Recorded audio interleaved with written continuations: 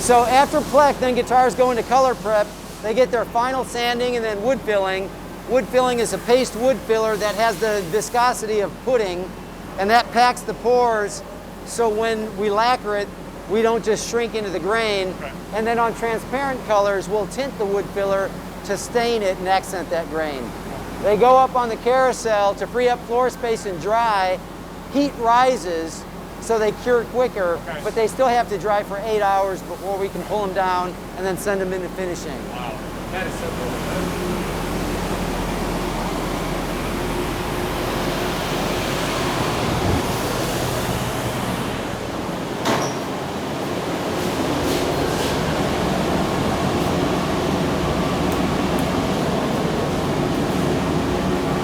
Everybody in here first, right? Yeah. We have double doors so we can help keep contamination. How you doing, bud? Hi there. You got the best hair in the plant, I gotta say. Coming from me, that means a lot.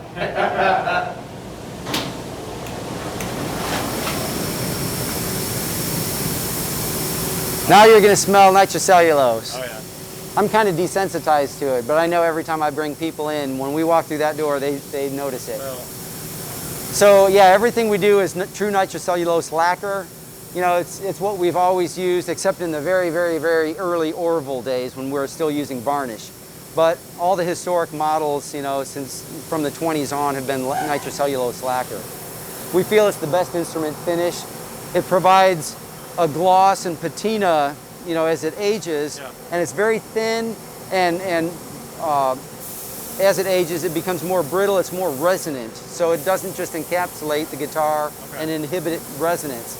and And letting the wood breathe as well more? Is Yeah. that true? That's yeah, it does.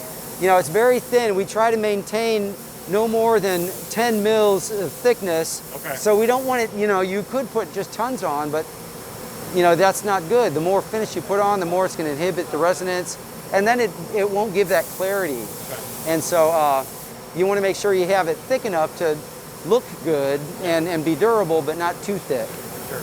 So guitars enter finishing, they'll get a sealer coat of sanding sealer, and then we start applying color. On the other side of that wall, we have a spray booth that does only metal flake, like gold and silver and so forth, Pelham blue, sparkling burgundy, things like that, anything with metal flake. Up on top, we have another spray booth that does light colors like white, yellow, light colors to keep those isolated from other colors that can contaminate. Down here, I call it general population. Okay.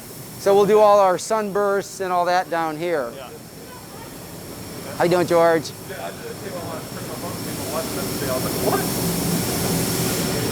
Dominic, Donna. So in finishing, we have two quality control inspection points. One after the color is applied, and then one at the very end of the line after all the clear top coats. So here is the color line quality control. So these guitars have had all their shading done, and they've had the binding scrape. But there's only one clear coat that seals on the color after they do the burst. So we still have to do all the multiple clear coats, but we inspect them at this point to make sure if they need any repairs, we can do it so that it's more effective to do it at this point than after all the clear top coats are applied. Did you say the nitro is in 2 layers? The nitrocellulose will be multiple coats, so it'll be, right now I think we're doing 5 coats of clear nitrocellulose lacquer. Like the shaders is still nitrocellulose, but the clear top coats is clear nitrocellulose, and it'll be typically 5 coats now. Gotcha. So be careful of the hangers. Yeah. Watch those. Yeah, be careful. We can cut through.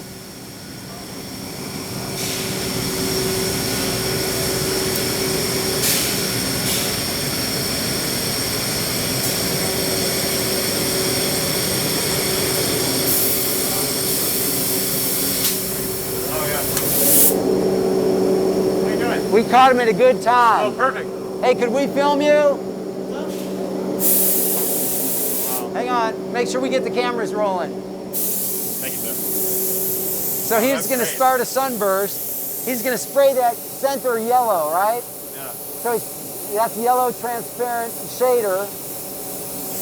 That gives it that center yellow burst that we all know and love. Yeah.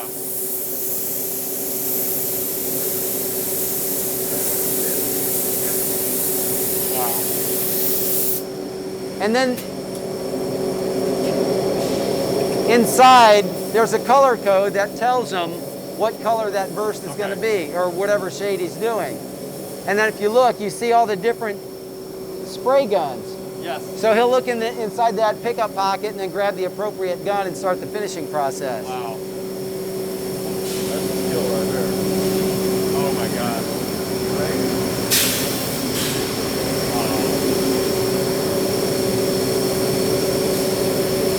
Kind of takes my breath away watching that. Yeah. I'm holding my breath just watching my Yeah, that's super cool. So not only does it take a lot of dexterity to follow that perimeter of the body and spray that shade very evenly, but it's a lot of eye skills also, because that wood can vary. Yeah. So he has to know how quickly or how forward or backward, you know, he has to lean that gun in to achieve that same shade. Sure. That's so freaking cool. What are your guys' operating production hours? Well, it depends on the department. Typically, finishing comes in early and leave early. Okay. So I can't exactly remember what time. I think it's 4 or 5, and then they leave like at 1:30 or 2:30. Yeah. Because it's better for them to come in early. And then other departments are later, like typically final assembly will be, you know, 7 to 3:30. They'll start later, so that way they can be fed work from the other departments. That makes sense.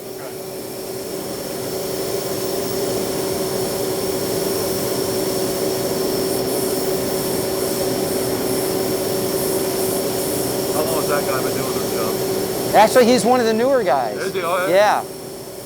So he's only been here a few. Learned from a guy that's been doing it for a long time. Yeah. We typically have a few month process of changing over and learning that.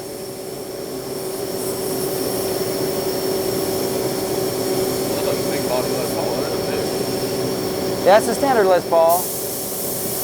Once he gets the burst done, then he's going to give it one clear coat just to seal in that color. And then it'll also pop the color, so he'll be able to verify that he got all the shade right. When that clear coat went on, it like changed the Yeah, color. it's like turning the switch on, right?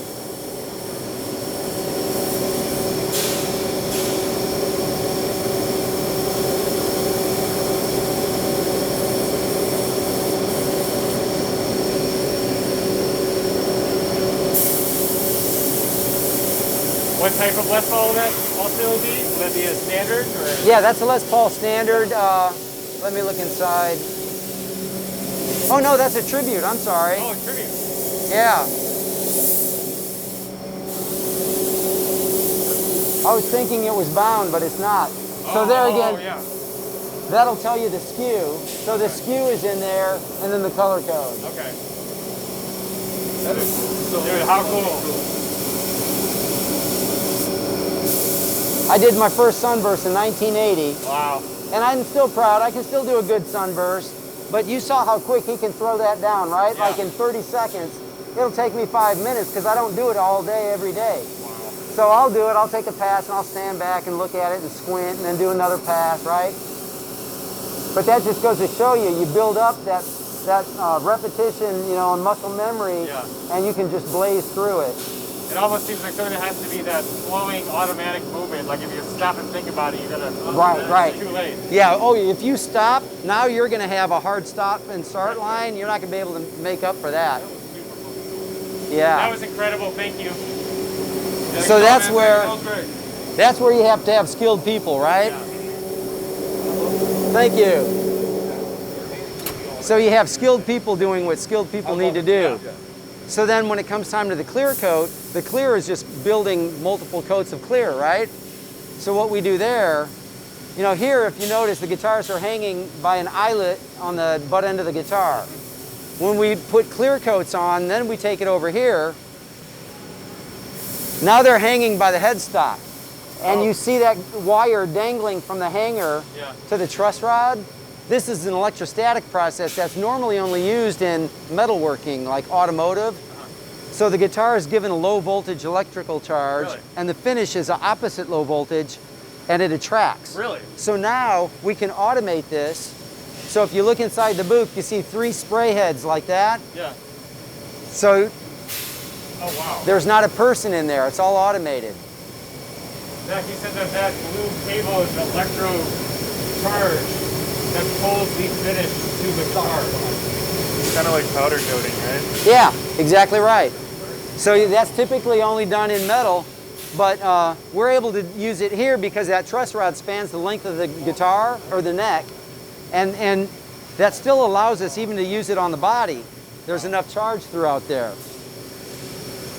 Even the custom shop doesn't do that because there's the size, we do about 10 times the output as custom shop here. But for them it doesn't make sense because for that low volume, this is too costly of an operation. I see. But for us, with high volume, this is the most efficient way. And then you have uniform coverage with less overspray. Yeah. And then you don't have to have operators do that. You have operators do the critical things like all the shading. Wow.